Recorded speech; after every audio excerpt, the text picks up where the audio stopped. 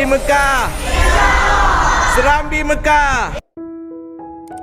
Ki Hajar mendefinisikan pendidikan itu sebagai tuntunan.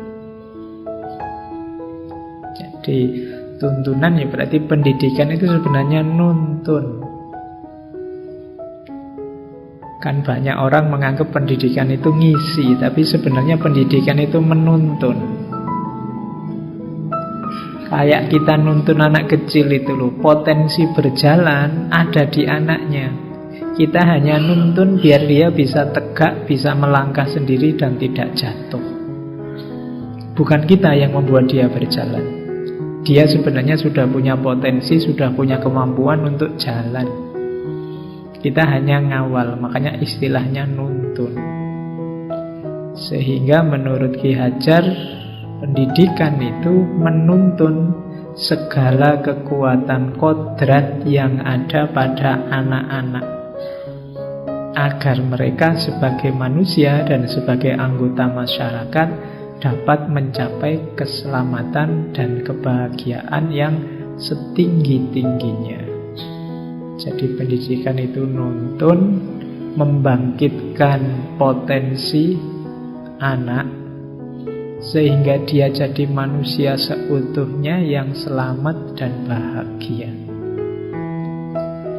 Jadi hakikatnya pendidikan ini, kalian ini kan semuanya sedang menjalani pendidikan. Maka pertama-tama perhatikanlah potensimu, kemampuanmu. Makanya sering-sering saya panas-panasi, saya provokasi, mbok kamu kenali dirimu, mbok kamu investigasi dirimu, kamu muhasabah itu dalam rangka apa? Kenali potensimu. Tidak ada manusia yang tidak berguna. Kemungkinan kalau kamu merasa, Pak saya ini gunanya apa, atau Pak saya itu rasanya kok opo-opo ndak iso, mungkin kamu kurang jeli membaca potensimu, sehingga potensinya ndak bangkit-bangkit, ndak keluar-keluar.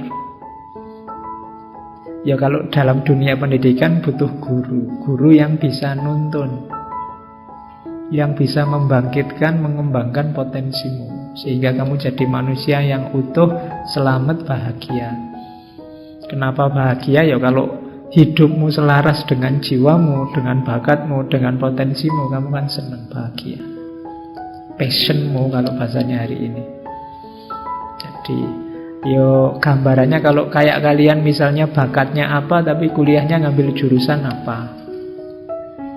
Mungkin kamu bakatmu itu agama, kamu kalau hafalan Quran, kalau disuruh doa, kalau disuruh itu nyaman, senangnya luar biasa. Tapi terus kamu ngambil jurusannya keliru. Misalnya jurusan apa yang tidak nyambung sama agama. Itu kan kamu tersiksa di jurusanmu. Mungkin kamu bisa lulus karena kamu pinter, IP kamu tinggi, tapi kamu tidak penuh nanti. Ada yang tersingkirkan. Justru potensi utamamu. Seorang guru itu yang unggulan biasanya bisa melihat, oh anak ini pinternya di mana, bakatnya di mana.